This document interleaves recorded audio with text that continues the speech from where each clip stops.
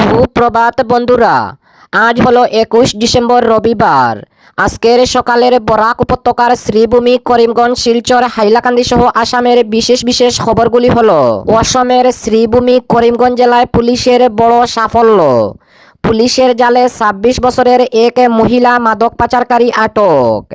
বিস্তারিত থাকবে প্রতিবেদনে। গড় থেকে কাজের উদ্দেশ্যে বের হয়ে নিখোঁজ এক যুবক, উৎকণ্ঠায় পরিবার।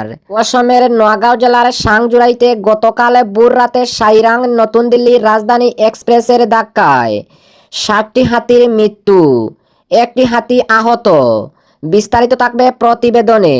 প্রধানমন্ত্রী নরেন্দ্র মোদী গতকাল বড়জারের লোকপ্রিয় গোপীনাথ বরদলৈ আন্তর্জাতিক বিমানবন্দরের নবনির্মিত টার্মিনাল ভবনের উদ্বোধন। দুর্নীতি মামলায় স্ত্রী সহ ইমরান খানের আরও 17 বছরের কারাদণ্ড। আজ প্রধানমন্ত্রী নামরূপে সার কারখানায় নতুন ব্রাউনফিল্ড অ্যামোনিয়া ইউরিয়া প্রকল্পের ভিত্তিপ্রস্তর স্থাপন করবেন। বাংলাদেশে হিন্দু নির্যাতনে শিলচরে যুব মোর্চার বিক্ষোভ প্রদর্শন, কুশপুতুল দাহ। দেশদ্রোহীরা অনুপ্রবেশকারীদের রক্ষা করেছে। অসমে কংগ্রেস সহ ইন্ডিয়া জোটকে বিঁধলেন ভারতের প্রধানমন্ত্রী নরেন্দ্র মোদী। তাহলে বিস্তারিত খবরে যাওয়ার আগে অবশ্যই ভিডিওটিতে একটি লাইক দিয়ে চ্যানেলটি সাবস্ক্রাইব করে পাশের বেল আইকনটি বাজিয়ে রাখবেন এবং ফেসবুক পেজে দেখে থাকলে পেজটি ফলো করে ভিডিওটি শেয়ার করবেন, যাতে সঠিক খবরগুলি সবার কাছে পৌঁছাতে পারি। এবার শুনুন আজকের খবরের বিস্তারিত। প্রথম খবর, অসমের শ্রীভূমি, করিমগঞ্জ জেলায় পুলিশের বড় সাফল্য। পুলিশের জালে 26 বছরের এক মহিলা মাদক পাচারকারী আটক। অসম রাজ্যের শ্রীভূমি, করিমগঞ্জ জেলায় ফের মাদক বিরোধী অভিযানে বড়সড় সাফল্য পেল অসম পুলিশ। শ্রীভূমি, করিমগঞ্জ জেলার পাতারকান্দি বিধানসভার বাজারিচড়া থানাধীন চুরাইবাড়ি ওয়াচ পোস্টে পুলিশের তৎপরতায় যাত্রীবাহী বাস থেকে বিপুল পরিমাণ নিষিদ্ধ গাঁজা উদ্ধার সহ এক মহিলা মাদক পাচারকারীকে আটক করা হয়েছে। পুলিশ সূত্রে প্রাপ্ত তথ্য অনুযায়ী ধৃত মহিলার নাম আশা দেবী, বয়স 26 বছর। তার বাড়ি বিহারের সমস্তিপুর জেলার বাম্বাইয়া হরলাল এলাকায়।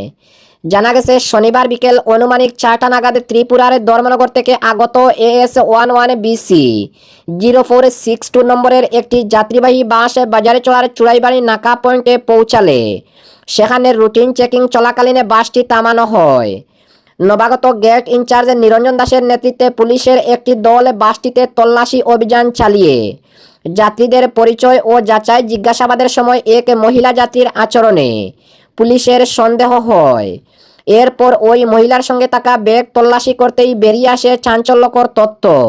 ব্যাগের ভিতর থেকে 6টি পৃথক প্যাকেটে মোট 8 কেজি 439 গ্রাম নিষিদ্ধ গাঁজা উদ্ধার করে পুলিশ। উদ্ধার হওয়া গাঁজার আনুমানিক বাজার মূল্য লক্ষাধিক টাকা হবে বলে জানিয়েছে পুলিশ। এ ঘটনার পরপরই অভিযুক্ত মহিলাকে আটক করে বাজারিচড়া থানায় নিয়ে যাওয়া হয় এবং তার বিরুদ্ধে মাদকদ্রব্য নিয়ন্ত্রণ আইনের নিষিদ্ধ ধারায় একটি মামলা রুজু করা হয়েছে। পুলিশের প্রাথমিক তদন্তে অনুমান করা হচ্ছে ধৃত মহিলা একটি সক্রিয় আন্তঃরাজ্য মাদক পাচার চক্রের সঙ্গে যুক্ত। কোথা থেকে এই বিপুল পরিমাণ গাঁজা সংগ্রহ করা হয়েছিল এবং কোথায় পাচারের উদ্দেশ্যে নিয়ে যাওয়া হচ্ছিল তা জানতে ধৃতকে জোরদারভাবে জিজ্ঞাসাবাদ করা হচ্ছে। একই সঙ্গে এই চক্রের সঙ্গে জড়িত অন্যান্য পাচারকারীদের সন্ধানে তদন্ত জোরদার করেছে পুলিশ।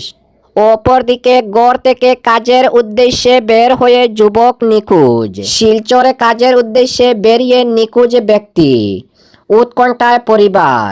বরাক উপত্যকার শিলচরের মধুরবনের চিরুয়া এলাকায় অবস্থিত নিকা প্রেস ভবনের কাছে বাড়াটে ব্যক্তির রহস্যজনকভাবে নিখোঁজ হওয়ার ঘটনা সামনে এসেছে। নিখোঁজ ব্যক্তির নাম আব্দুর রহিম। নিখোঁজ ব্যক্তির স্ত্রী রঞ্জনা বেগম জানান, শুক্রবার সকালে অনুমানিক সকালে 9টা নাগাদ তার স্বামী কাজের উদ্দেশ্যে বাড়ি থেকে বের হন, কিন্তু এরপর থেকে আর বাড়ি ফিরে আসেননি তিনি। সম্ভাব্য সব জায়গায় খোঁজ করেও স্বামীর কোনো সন্ধান না পেয়ে চরম উৎকণ্ঠায় দিন কাটাচ্ছেন তিনি। রঞ্জনা বেগম আরও জানান, তাদের 2টি কুলের শিশু রয়েছে। স্বামীর কোনো খোঁজ না পেয়ে তিনি মানসিকভাবে ভেঙে পড়েছেন এবং শুক্রবার থেকে দুশ্চিন্তায় রয়েছেন বলে জানান তিনি। স্বামীর সন্ধান পেতে শনিবার তিনি শিলচরের সদর থানায় একটি নিখোঁজ সংক্রান্ত সাধারণ ডায়েরি দায়ের করেছেন তিনি। পাশাপাশি তিনি প্রশাসন ও সাধারণ মানুষের কাছে তার স্বামীকে খুঁজে পেতে সহযোগিতার আবেদন জানিয়েছেন। অপরদিকে অসমের নোয়াগাঁও জেলার সাংজুরাইতে গতকাল ভোর রাতে ট্রেন দুর্ঘটনা। গতকাল ভোর রাতে সাইরাং নতুন দিল্লির রাজধানী এক্সপ্রেসের ধাক্কায় 60টি হাতির মৃত্যু সহ একটি হাতি আহত। নোয়াগাঁও জেলার কামপুরের যমুনামুখের মধ্যে সাংজুরাই রেলপথে গতকাল ভোর রাতে সাইরাং নতুন দিল্লির রাজধানী এক্সপ্রেসের ধাক্কায় 60টি বন্য হাতির মৃত্যু হয়েছে এবং একটি হাতি আহত হয়েছে। এই দুর্ঘটনায় ট্রেনটির ইঞ্জিন সহ 5টি কোচ লাইনচ্যুত হয়ে পড়েছে। তবে দুর্ঘটনায় কোনো লোক হতাহত হয়নি বলে রেল বিভাগ সূত্রে জানানো হয়েছে।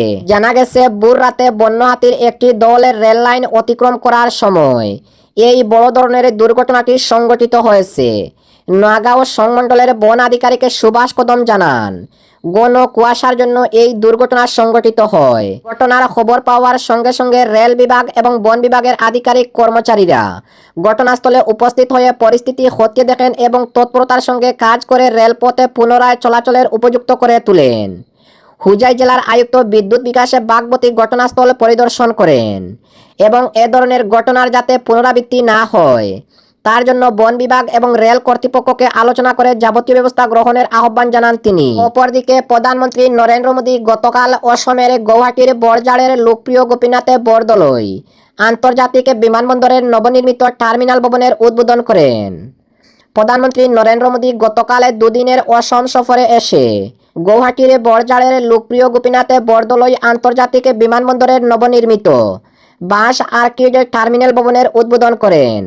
4,000 কোটি টাকা ব্যয়ে এই নতুন টার্মিনাল ভবনটি নির্মাণ করা হয়েছে। প্রায় 1,40,000 বর্গমিটার এলাকায় নির্মাণ করা এই নতুন টার্মিনালটি বছরে 1,30,00,000 যাত্রীকে সেবা প্রদান করতে নির্মাণ করা হয়েছে। বাঁশ ও আর্কিড দিয়ে নির্মাণ করা এই টার্মিনাল ভবন অসমের জৈব বৈচিত্র্য ও সাংস্কৃতিক ঐতিহ্যকে প্রতিফলিত করেছে। এ উপলক্ষে আয়োজিত অনুষ্ঠানে প্রদত্ত ভাষণে প্রধানমন্ত্রী বলেন, নতুন বিমানবন্দরের টার্মিনাল ভবন নির্মাণে আসাম সহ উত্তর পূর্বের জন্য নতুন সম্ভাবনার দ্বার খুলে দিয়েছে। আসামের সড়ক ও বিমান সেবায় পরিকাঠামোর ক্ষেত্রে উন্নয়নের ওপরে তিনি আলোকপাত করেন। আসাম পরিকাঠামোগত উন্নয়ন সহ আইন শৃঙ্খলার ক্ষেত্রে উন্নয়ন সাধন করেছে বলে প্রধানমন্ত্রী উল্লেখ করেন। উল্লেখ্য, বাঁশ, কপফুলের মতো এবং কাজিরাঙ্গায় জৈব বৈচিত্র্যকে প্রতিফলিত করে এই টার্মিনাল নির্মাণ করা হয়েছে। অনুষ্ঠানে অংশ নিয়ে কেন্দ্রীয় অসামরিক বিমান পরিবহন মন্ত্রী কিঞ্জারাপুর রায়মোহন নাইডু, মুখ্যমন্ত্রী ডক্টর হিমন্ত বিশ্ব শর্মা ও কেন্দ্রীয় মন্ত্রী সর্বানন্দ সোনোয়াল প্রধানমন্ত্রীকে গামছা, লোকপ্রিয় গোপীনাথে বরদলৈর প্রতিচ্ছবি এবং নতুন বিমানবন্দরের নকশা খচিত বিশেষ স্মারক দিয়ে সম্বর্ধনা জানানো হয়। অপরদিকে হিন্দু নির্যাতনে শিলচরে যুব মোর্চার বিক্ষোভ প্রদর্শন, কুশপুতুল দাহ। বাংলাদেশে হিন্দু নির্যাতনের প্রতিবাদে বিক্ষোভে কুশপুতুল দাহ করল শিলচরে কাছাড় জেলার ভারতীয় জাতীয় যুব মোর্চা। শনিবারের দলীয় কার্যালয় থেকে ক্ষুদিরাম বসু পয়েন্ট পর্যন্ত প্রতিবাদ মিছিল বের করা হয়।